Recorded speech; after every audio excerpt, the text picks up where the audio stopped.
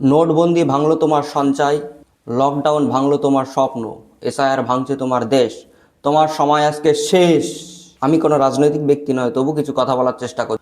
নোটবন্দি, লকডাউন শব্দ দুটো খুব ছোট, কিন্তু এর পিছনে লুকিয়ে আছে হাজারো মানুষের চাপা কষ্ট। হঠাৎ করে একটি ঘোষণা আর বদলে যায় সাধারণ মানুষের পুরো জীবন। ব্যাংকের সামনে লাইনে দাঁড়ানো সেই বৃদ্ধ মানুষটা জানে গুটি কয়েক 500 টাকার নোটের গুরুত্ব কী।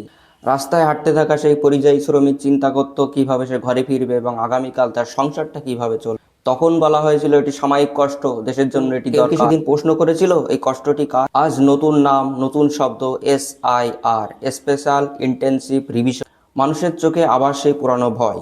ভোটার তালিকায় নাম থাকবে তো? কাগজে নাম ভুল থাকলে কি হবে? আমাকে বাংলাদেশে পাঠাবে না তো?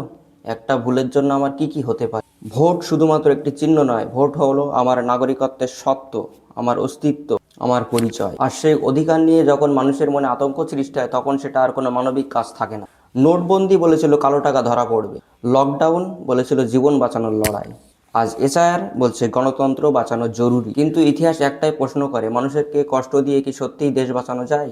সরকারি সিদ্ধান্ত নেওয়া হয় কাগজে, কিন্তু সেটা বয়ে বেড়ায় সাধারণ মানুষ। দিন শুরু হয় কাজের সন্ধানে আর রাত কেটে যায় নির্ঘুমে। গণতন্ত্র শুধু নিয়মে চলে না, চলে মানুষের বিশ্বাসে। আর বিশ্বাস ভাঙলে দেশের ভিত নড়ে যায়। যদি তোমার ভোট তোমার পরিচয় হারায়, তাহলে গণতন্ত্র কার জন্যে?